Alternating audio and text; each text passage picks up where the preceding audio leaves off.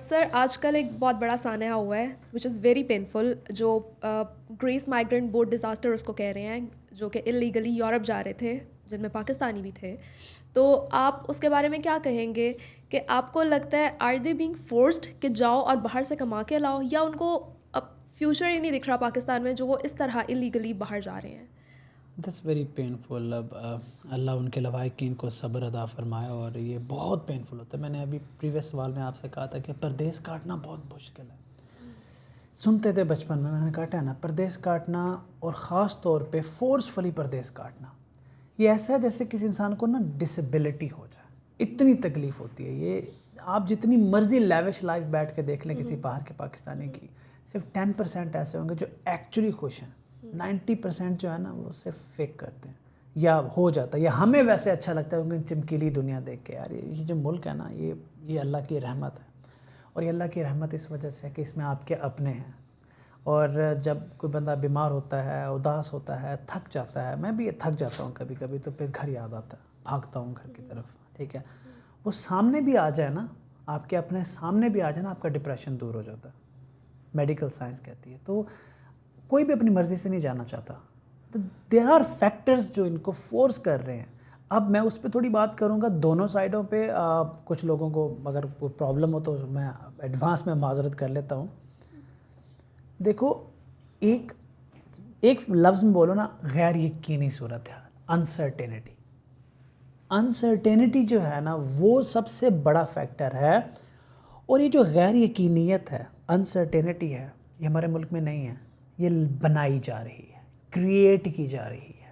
اور اس کا مقصد صرف اتنا ہے کہ ہمارے ملک کو کمزور کر دیا جائے، اس قوم کو پرفیکٹلی ہجوم میں کنورٹ کر دیا جائے. ہو گئے تھوڑا سا جو رہتا ہے وہ بھی کر دیا جائے. ان کو روزی روٹی کے چکر میں ایسا ڈالو کہ نہ یہ ملکی مسائل پہ توجہ دیں، نہ یہ انٹرنیشنل افیئرس پہ توجہ دیں، نہ یہ ملک کی گروتھ پہ توجہ دیں. یہ بھاگیں بس، انسرٹینٹی کریٹ کر دو. مسئلہ اتنا ہوتا ہے، اس کو اتنا بنانا ہے. اور اس کے اندر ہمارا جو انتہائی نالائق اور انتہائی بے ایمان میڈیا ہے، اس کا بہت بڑا رول ہے کہ اتنی سی بات کو اتنا کرا کے ایک غریب بندہ جو آلریڈی پریشان بیٹھا ہے، ڈپریسڈ ہے، اس کو فردر ڈپریس کرنا ہے. اور وہاں سے وہ اس طرح کے ڈیسیجن لیتا ہے.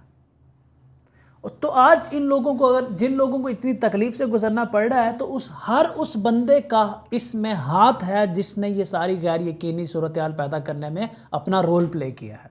And media is one of them. All those negative people out there جو یہ کہتے ہیں پاکستان ڈوب رہا ہے، پاکستان تباہ ہو رہا ہے، پاکستان میں کوئی مستقبل نہیں ہے، پاکستان سے زندہ بھاگ، ان سب کا ڈائریکٹ ہاتھ ہے ان لوگوں میں جو آج اس دنیا میں نہیں رہے. جو کرنا ہے کر لو. آئی ایم ٹاکنگ اسٹریٹ وے. کیوں؟ کیونکہ آپ کو عقل ہی نہیں ہے. یار اگر آپ نے آ کے کرٹیسائز کرنا ہے تو ساتھ میں سلوشن بھی بتاؤ. آپ ایک ہوپ لیس کو اتنا ہوپ لیس کر لو گے، یا وہ سوسائڈ کر لے یا ملک سے بھاگے. اس طرح سے آپ نا امیدی پھیلا رہے ہو. کفر ہے نا امیدی، ان کو سمجھ نہیں آتی. آپ کھڑے ہو کے کہہ دیتے ہو کہ یار پاکستان سے زندہ بھاگ، پوسٹ لگا دی. شرم نہیں آتی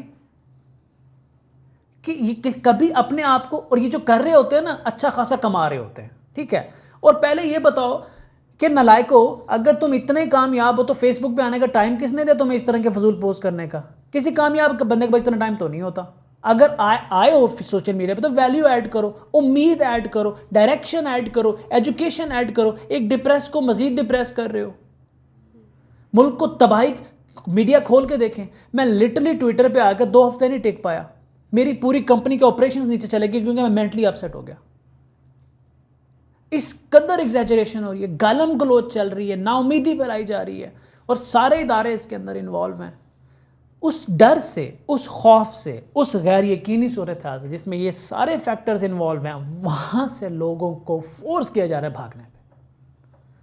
اور یہ جو حادثہ ہوا ہے یہ کہیں نہ کہیں اس سے کنیکٹڈ ہے، ان تمام لوگوں سے کنیکٹڈ ہے جو نا امیدی پھیلاتے ہیں اور رائے کا پہاڑ بناتے ہیں، جو لاجیکل نہیں ہیں، جو لوگوں کو علم نہیں دے رہے. بس پھر کنٹرول کرنا پڑتا ہے مجھے. تو ایسے سوال ہی نہ کیا کرو. This is painful. This is so painful. 20-20 23-23 lakh روپے دے کر گئے ہوئے ہیں. کوئی چھوٹی یہ اماؤنٹ 20-23 لاکھ کیسے ہوگا؟ Can you imagine?